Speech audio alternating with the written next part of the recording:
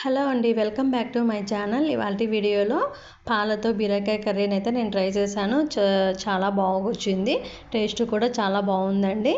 ఎప్పుడు మసాలాలతో చేయకోకుండా ఒకసారి ఇలా పాలతో చేసుకున్నామంటే పిల్లలు కూడా చాలా ఇష్టపడతారు. పాలతో చేసాం కాబట్టి పిల్లలైతే బాగా ఇష్టపడతారండి. చపాతీలోకైనా అన్నంలోకైనా చాలా బాగుంటుంది. ఇందుకోసం నేను ఇక్కడ ఒక బీరకాయని అయితే కట్ చేసి ఈ విధంగా తీసుకున్నాను ముక్కలు.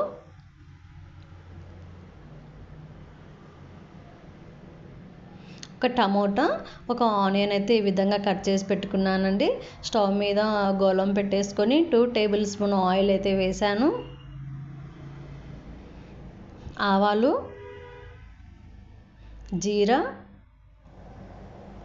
మినపగుండ్లు, కొద్దిగా శనగపప్పు, కొంచెం కస్తూరి మేతి వేసానండి, కరివేపాకు, కట్ చేసిన ఆనియన్ ఉన్నాయి కదా అవి ఇందులో వేసాను.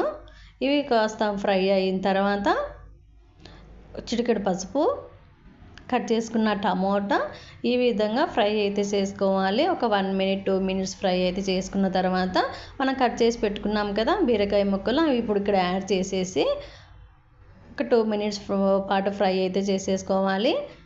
సాల్ట్ అయితే వేస్తున్నాను.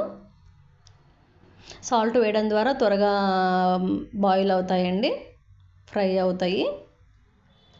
ఒక చిన్న గ్లాస్ వాటర్ అయితే వేస్తున్నాను. మూత పెట్టేసుకొని ఒక 5 మినిట్స్ అయితే మనము బాయిల్ అయితే చేసుకోవాలి.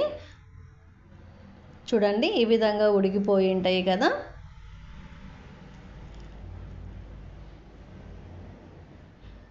ఇప్పుడు రుచికి సరిపడా కారం అయితే వేస్తున్నాను.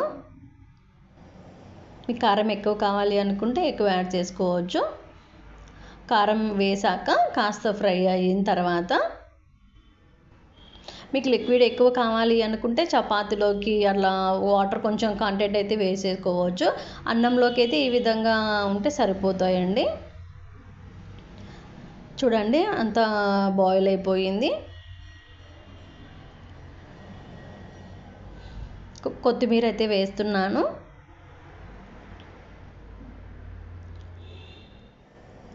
రైస్లోకి కావాలి అనుకున్న వాళ్ళు ఏ విధంగా గుజ్జు ఉంటే సరిపోతుందండి.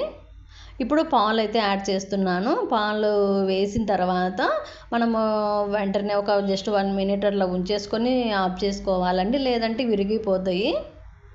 చూడండి పాలు వేసిన తర్వాత వెంటనే ఆఫ్ చేసేసుకొని ఆ వేడికే సరిపోతుంది.